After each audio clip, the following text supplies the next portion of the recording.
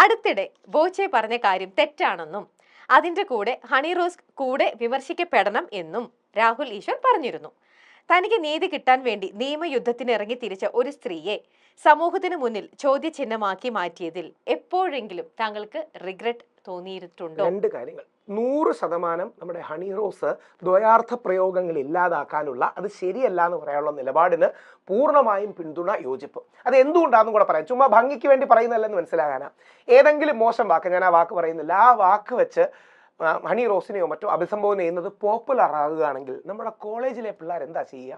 കൂടെ പഠിക്കുന്ന പെൺകുട്ടികളെ ഇതേപോലത്തുള്ള വാക്കുകൾ എടുത്ത് ഏതെങ്കിലും ശരീരഭാഗങ്ങളെ പരാമർശിക്കുന്ന രീതി പറയും. അത് സമൂഹത്തിലൊരു നെഗറ്റീവ് ട്രെൻഡ് ആകും. അതുകൊണ്ടാണ് എനിക്ക് വ്യക്തിപരമായ ബോച്ച ഭയങ്കര ഇഷ്ടമാണ്. കാര്യം ബോച്ചയുടെ ഒരുപാട് പരിപാടികൾ ഞാൻ നേരിട്ട് കണ്ടിട്ടുണ്ട്.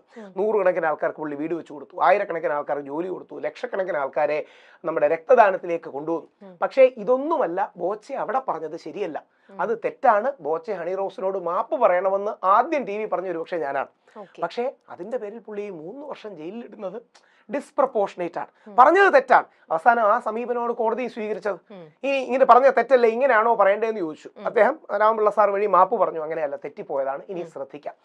ഇങ്ങനെ ഒരു പ്രപ്പോർഷൻ വേണം. അതോടൊപ്പം ഞാൻ വളരെ ബഹുമാന പുരസ്സരം പറഞ്ഞു, ഹണി റോസ് വലിയ അഭിനേത്രിയാണ്. പ്രത്യേകിച്ച് സൗത്ത് ഇന്ത്യ തെലുങ്ക് സിനിമയിലൊക്കെ സൂപ്പർ സ്റ്റാറുകളുടെ നായികയായി വന്ന വ്യക്തിയാണ്.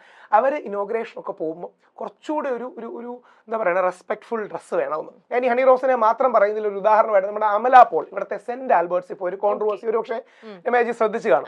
അതായത് ഭയങ്കര ലോ നെക്ക് ലൈനും ഭയങ്കര ഷോർട്ട് ഡ്രസ്സും ഇട്ട് പോകുമ്പോൾ അതൊരു പബ്ബിൽ പോകുന്ന ഡ്രസ്സാണ്. അതൊരു പബ്ബിലോ അല്ലെങ്കിൽ നൈറ്റ് ക്ലബിലോ പോകുന്ന, അങ്ങനെ പോകുന്ന ആ ഡ്രസ്സിന് ഒരു തെറ്റുമില്ല. നേരെ തിരിച്ച് ഇനി അതിന്റെ സാഹചര്യം മനസ്സിലാക്കാൻ ഭയങ്കര ഉടുത്തുറങ്ങി കസവ് സാരി ഇട്ട് ഭയങ്കര ഭാരതീയ കേരളീയ മങ്കിയായിട്ട് ആരെങ്കിലും നൈറ്റ് ക്ലബിൽ പോയ അവിടുത്തെ ആൾക്കാർ കൂവും. അതെന്തുകൊണ്ട്? ആ ഡ്രസ്സിന് മോശം ഉണ്ടായിട്ടല്ല, അത് സാഹചര്യത്തിന് തീരാത്ത ഡ്രസ്സാണ്. അപ്പൊ അമല പോൾ ആണെങ്കിലും ഹണി റോസ് ആണെങ്കിലും ഒരു പ്രത്യേക സ്ഥലത്തേക്ക് വരുമ്പോൾ ആ സ്ഥലത്തിന്റെ, പ്രത്യേകിച്ച് ഇപ്പം പള്ളിയുടെ കോളേജാണത് എന്തായാലും, അവിടെ ഒക്കെ പോകുമ്പോൾ അതിനൊരു റെസ്പെക്ട്ഫുൾ ഡ്രസ്സ് വേണം. ഇതേ പറഞ്ഞുള്ളൂ ഹണി റോസിന്റെ കാര്യത്തിലും ഇതേ റെസ്പെക്ട്ഫുൾ ഡ്രസ്സ്. സാരി എത്രയോ പേര് എടുക്കുന്നു. സോണിയാഗാന്ധിയും നമ്മുടെ പ്രസിഡന്റ് ദ്രൗപദി മുർമുവും ശൈലജ ടീച്ചറും അല്ലെങ്കിൽ സുഷമ സ്വരാജ് അടക്കം ഒരുപാട് പേര് എടുക്കുന്നു. പക്ഷേ ഈ ടിപ്പ് ബിർസ പാനിയിൽ രവീന ടണ്ടൻ ഉടുക്കുന്ന പോലത്തുള്ള സാരി അല്ലെങ്കിൽ ഉടുക്കുന്ന രീതിയിലെ സാരി ഒരു ഇനോഗ്രേഷൻ പരിപാടിക്ക് ഇട്ടുകൊണ്ട് വരുമ്പോൾ അതുണ്ടാക്കുന്ന negative comments, negativity, photo, camera ആംഗിളുകളൊക്കെ വേറെയാണ്. അപ്പൊ സ്ത്രീ ശരീരത്തെ ഓവർ സെക്ഷലൈസ് ചെയ്യുന്ന, കമോഡിഫൈ ചെയ്യുന്ന, വസ്തുവൽക്കരിക്കുന്ന ഒരു ടെൻഡൻസി നമ്മുടെ നാട്ടിലുണ്ട്. ഉപ്പ് തൊട്ട് കർപ്പൂരം വരെ വിൽക്കാൻ ബിക്കിനിട്ട പെൺകുട്ടികളെ കൊണ്ടുവന്നാണ് ഇവിടെ വിൽക്കാൻ ശ്രമിക്കുന്നത്. IPL ക്രിക്കറ്റിൽ 4 അടിച്ചു കഴിഞ്ഞാൽ പിന്നെ ക്രിക്കറ്റിന്റെ 4 അല്ല കാണിക്കുന്നത്, ഏറ്റവും കുട്ടിയുടുപ്പിടുന്ന സ്ത്രീകൾ വ്യത്യസ്ത മോശമായ ക്യാമറ ആംഗിളിൽ നിന്ന് വെച്ചെടുക്കുന്നതാണ്. അപ്പൊ ഇതിനൊരു ഒരു ലെവല് വേണം, ഒരു പരിധി വേണം, ഒരു ലിമിറ്റ് വേണം. ഇത് പറഞ്ഞതേ ഉള്ളൂ. പക്ഷെ ഇതിന് ശേഷം മരി ഹണി റോസ് എന്താണെന്നറിയില്ല, അവരാദ്യം പറഞ്ഞു അവരെന്നെ ആത്മഹത്യയിലേക്ക് തള്ളിവിടുന്നു എന്ന് പറഞ്ഞു, ഓർഗനൈസ്ഡ് ക്രൈമിന്റെ ഭാഗമാണെന്നൊക്കെ പറഞ്ഞു. പക്ഷെ ആരെങ്കിലും തെറ്റിദ്ധരിപ്പിച്ചതായിരിക്കാം. അപ്പൊ അങ്ങനെ ഒരു പ്രശ്നം ഉള്ളപ്പോഴാണ് ആ വിവാദം വന്നത്. അവരെനിക്കെതിരെ പരാതി കൊടുത്തു. ഞാൻ പറഞ്ഞു, ഹണി റോസ് എനിക്കെതിരെ പരാതി കൊടുത്തതുകൊണ്ട് 1 ഇഞ്ച് പോലും ഹണി റോസിനുള്ള വിമർശനം കൂടുകയുമില്ല, കുറയുകയില്ല. കാര്യം എന്നെ വിമർശിച്ചതുകൊണ്ടല്ല ഞാൻ ഹണി റോസിനെ വിമർശിക്കുന്നത്. ഇതൊരു വിമർശനമായിട്ട്, സോഷ്യൽ ഓഡിറ്റ് ആയിട്ട്, സാമൂഹിക ഫീഡ്ബാക്ക് ആയിട്ട് എടുത്താൽ മതി എന്ന് മാത്രമാണ്. അപ്പോൾ അതാണ് അവിടെ യഥാർത്ഥത്തിൽ സംഭവിച്ചത്. ഹണി റോസിന് ഒരു വിഷമമായും തോന്നുന്നെങ്കിൽ അവരുടെ വിഷമത്തോടൊപ്പം നിൽക്കുന്നു. പക്ഷെ അങ്ങനെ ഒരു വിമർശനം സമൂഹത്തിലുണ്ട്, എല്ലാവരുടെയും മനസ്സിലുണ്ട്. അത് വെളിയിൽ പറയാനേ പലർക്കും മടിയുള്ളൂ. എല്ലാവരുടെയും മനസ്സിലുണ്ട്. ഇപ്പൊ നമ്മുടെ ഒരു ഇനോഗ്രേഷൻ പരിപാടിക്ക് ഹണി റോസിനെ കുറിച്ച് പറയുന്നില്ല, അവർക്ക് വിഷമമാണ്. അമല പോളിന്റെ മറ്റൊരു എക്സാമ്പിൾ വെച്ച് പറയാം.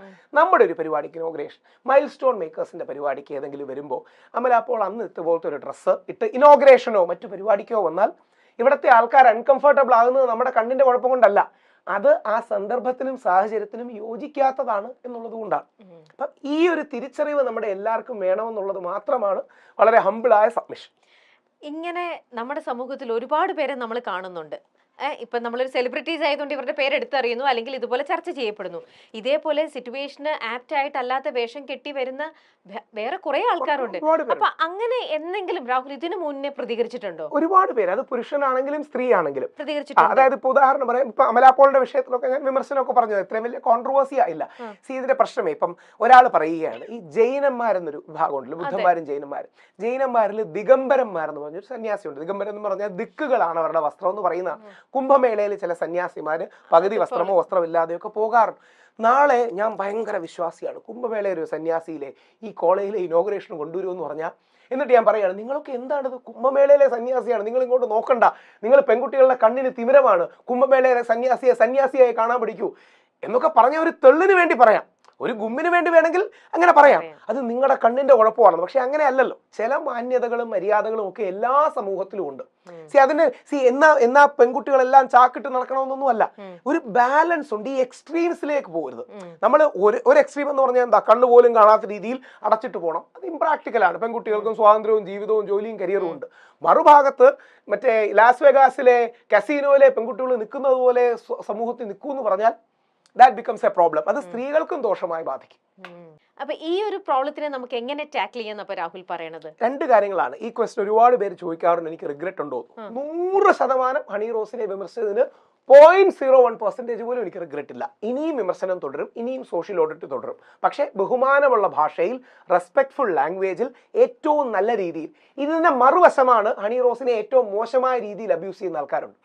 അതാണ് ഇതിലെ പ്രശ്നം. ഹണി റോസിന് മാന്യത വേണമെന്ന് നമ്മൾ പറയുമ്പോൾ നമുക്ക് മാന്യത വേണം. അതായത് ഹണി റോസിന് ഏതെങ്കിലും രീതിയിൽ ഹണി റോസിന്റെ ഇത്തരം കാര്യങ്ങളിൽ എനിക്ക് വിമർശനം ഉണ്ടോ എന്ന് പറഞ്ഞാൽ അത് പറയാൻ എനിക്ക് അർഹത ഉണ്ടാവണമെങ്കിൽ എനിക്ക് മാന്യത വേണം. അല്ലാതെ ഹണി റോസിനെ ഏറ്റവും മോശകരമായി ആഭാസകരമായി ചിത്രീകരിച്ചിട്ട് ഹണി റോസ് നന്നാവണം പക്ഷെ ഞാൻ എന്തും പറയൂ എന്നുള്ളത് അത് മെയിൽ ഷോവനിസമാണ്. അത് യഥാർത്ഥത്തിൽ ഒരുതരം ക്രൂരമായ മെയിൽ ഷോവനിസ്റ്റിക് പിഗ് എന്നൊക്കെ വിളിക്കുന്ന ഫെമിനിസ്റ്റുകൾ വിളിക്കുന്ന ഒരു സാധനമാണ്. തിരിച്ച് മെയിൽ ഷോവനിസത്തിന്റെ മറുപടി ഫീമെയിൽ ഷോവനിസവും അല്ല.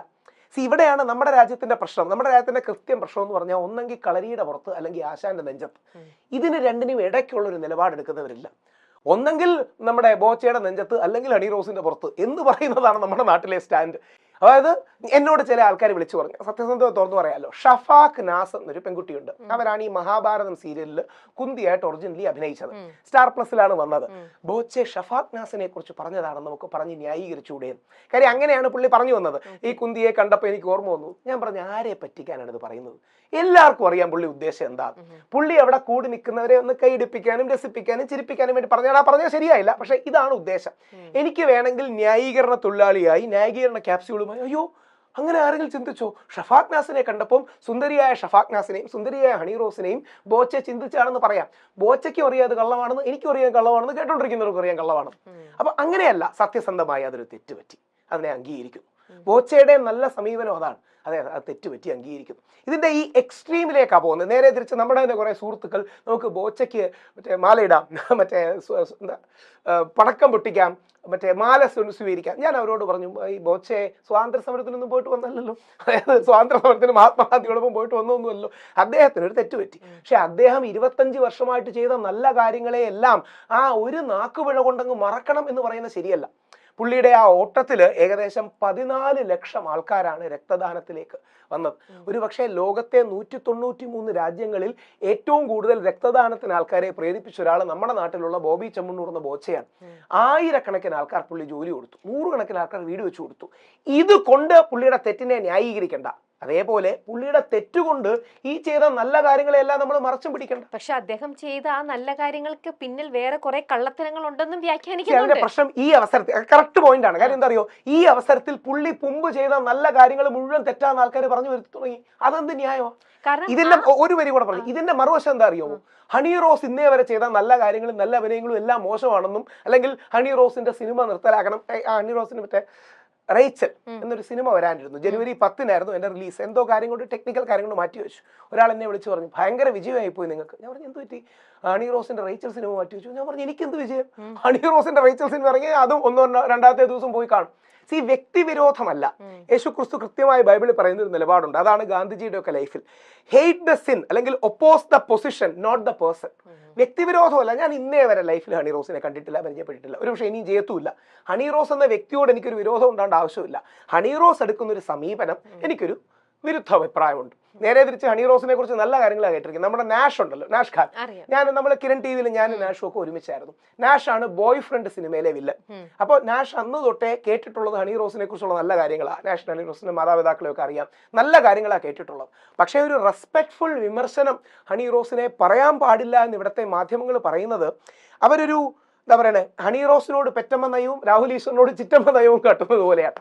അപ്പോൾ ഈ വിമർശിക്കുന്ന നമ്മളും കൂടെ നോക്കണം, ഹണി റോസിനെ ഏറ്റവും നല്ല രീതിയിൽ വിമർശിച്ചാലേ ഹണി റോസിനെ വിമർശിക്കാൻ ഒരു റൈറ്റ് നമുക്കുണ്ടാവും.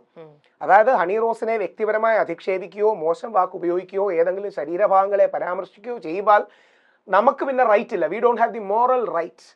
ഈ ബാലൻസ് പലപ്പോഴും നമ്മുടെ നാട്ടുകാർക്ക് ഇല്ല എന്നുള്ളതാണ്. ഇത് എല്ലാ രംഗത്തും ഒരു കൗതുകമുള്ള കാര്യം കൂടെ പറയാം. നമ്മുടെ ഡോക്ടർ അരുൺ കുമാർ ഉണ്ടല്ലോ, റിപ്പോർട്ടുണ്ട്, പുള്ളിക്കെതിരെ ഒരു വ്യാജ പോക്സോ കേസ് വന്നു. ഈ അരുണിനോട് ഞാനും തർക്കിച്ച് ഞാനും അരുണും കൂടി ഈ ഹണി റോസിന്റെ വിഷയത്തിൽ അടിയായിരുന്ന വൈകിട്ടാണ് ഈ വിഷയം വന്നത്. എന്നെ വളരെ പ്രമുഖനായ നമുക്കെല്ലാം അറിയാവുന്ന ഒരു മുതിർന്ന രംഗത്തെ ഒരാൾ വിളിച്ച് പറഞ്ഞു, നന്നായി അവനൊരു കേസ് വന്നു, രാഹുൽ ഇതിനെതിരെ ആഞ്ഞടിച്ചൊരു വീഡിയോ ചെയ്യണമെന്ന്. ഞാൻ പറഞ്ഞു, സാറേ എനിക്ക് എല്ലാവർക്കും അറിയാം ഒരു വ്യാജ കേസാണ്, എനിക്ക് അയാളോട് എന്താ വ്യക്തിവിരോധം? ഒരു ആശയത്തെയല്ലേ നമ്മൾ മുമ്പോട്ട് പോകുന്നത്, നിലപാട്, ആശയം, പൊസിഷൻ. അപ്പം നമ്മുടെ നാട്ടിലെ ആൾക്കാരുടെ പ്രശ്നം എല്ലാ ദിവസവും ആരെയെങ്കിലും ഏറി കയറ്റാനാണ് നമ്മൾ എണീക്കുന്നത്. ഇന്ന് ആരെ ഏറി കയറ്റാം, അങ്ങനെ ഒരു ആറ്റിറ്റ്യൂഡ് ഉണ്ടാകരുത്. റെസ്പെക്ട്ഫുൾ ഡിസഗ്രിമെന്റ് നമ്മുടെ ജനാധിപത്യത്തിന് ഒറ്റ അർത്ഥമേ ഉള്ളൂ, അത് റെസ്പെക്ട്ഫുൾ ഡിസഗ്രിമെന്റ് ആണ്. ഈ 140 കോടി ജനസംഖ്യയുടെ ജനാധിപത്യത്തെ 2 വാക്കുകളിലേക്ക് ചുരുക്കിയാൽ അത് റെസ്പെക്ട്ഫുൾ ഡിസഗ്രിമെന്റ്, ബഹുമാന പുരസരമുള്ള വിയോജിപ്പാണ്. ആ ബഹുമാന പുരസരമുള്ള വിയോജിപ്പ് ഹണി റോസിനോട് തുടരും. അത് 1 ഇഞ്ച് പോലും കുറയില്ല, റിഗ്രറ്റ് ഇല്ല, കൂടുതൽ ശക്തമായി പോകത്തേ ഉള്ളൂ. ഹണി റോസ് ബോബി ചെമ്മണ്ണൂർ വിഷയത്തിൽ ഏറ്റവും അധികം വിമർശനങ്ങൾ നേടിയതും പിന്നാലെ കേസുകൾ എത്തിയതുമൊക്കെ രാഹുൽ ഈശ്വറിനെ ചുറ്റിപ്പറ്റി തന്നെയാണ്. ഹണി റോസിനെതിരെ ഒരു വലിയ വിമർശനമാണ് രാഹുൽ ഈശ്വർ ഉയർത്തിയത്. എന്നാൽ അതൊക്കെ കാര്യം തന്നെയാണ് എന്നാണ് കാണുന്ന പ്രേക്ഷകരും പറയുന്നത്. ഹണി റോസ് ഉദ്ഘാടനത്തിനും മറ്റുമൊക്കെ എത്തുന്ന ഒരു ഡ്രസ് കോഡ് അത്ര നല്ലതല്ല എന്നാണ് അദ്ദേഹം പറയുന്നത്. കാരണം നമ്മളിപ്പോൾ ഒരു ക്ലബിൽ പോകുന്ന പോലെ അല്ല അമ്പലത്തിൽ പോകുന്നത്, അല്ലെ? അമ്പലത്തിൽ പോകുന്ന പോലെ അല്ല ഒരു കല്യാണത്തിന് പോകുന്നതും. എല്ലാത്തിനും അതിൻ്റെതായ ഒരു ഡ്രസ് കോഡുണ്ട്. അത് തന്നെയാണ് അദ്ദേഹം പറഞ്ഞു വെക്കുന്നതും. എന്നാൽ മലയാളി ഹൗസിനെ പറ്റിയുള്ള ഒരു ചോദ്യം വന്നപ്പോൾ അദ്ദേഹം പറയുകയുണ്ടായി, തനിക്ക് മലയാളി ഹൗസിൽ പോയി താൻ ഒരു ലിമിറ്റ് ക്രോസ് ചെയ്തതുപോലെ തനിക്ക് തോന്നിയിട്ടുണ്ട്. എന്നാൽ അതിൽ താൻ വിമർശനങ്ങൾക്ക് അർഹനുമാണ്. എന്നാൽ മലയാളി ഹൗസിൽ പോയതിൽ ഒരു റിഗ്രറ്റും തനിക്കില്ല എന്നാണ് അദ്ദേഹം പറയുന്നത്. ബോബി ചെമ്മണ്ണൂർ പറഞ്ഞ വാക്കുകൾ 100% തെറ്റാണ്. അതായത് കുന്തി ദേവി എന്ന പരാമർശം വേണമെങ്കിൽ തനിക്ക് ബോച്ചയെ ന്യായീകരിക്കാം. ഷഫാഖ് നാസ് എന്ന നടിയാണ് സ്റ്റാർ പ്ലസിലെ മഹാഭാരതത്തിൽ കുന്തി ദേവിയെ അഭിനയിച്ചത്. ആ നടിയാണ് ഹണി റോസുമായി താരതമ്യം ചെയ്ത് പറഞ്ഞത് തനിക്ക് ന്യായീകരിക്കാം. എന്നാൽ നമുക്കെല്ലാം അറിയാം അങ്ങനെയല്ല എന്നും രാഹുൽ ഈശ്വർ പറയുന്നു. മഹത്തരമായ നിരവധി സേവനങ്ങൾ ചെയ്ത വ്യക്തിയാണ് ബോബി ചെമ്മണ്ണൂർ. അദ്ദേഹത്തെ കേരളത്തിന്റെ ഇലോൺ മസ്ക് എന്നാണ് നമുക്ക് വിശേഷിപ്പിക്കാൻ പറ്റുന്നത്. ആയിരക്കണക്കിന് ആളുകളുടെ ജീവിതത്തെ നന്മയിലൂടെ സ്പർശിച്ച ഒരു വ്യക്തിയാണ് അദ്ദേഹം.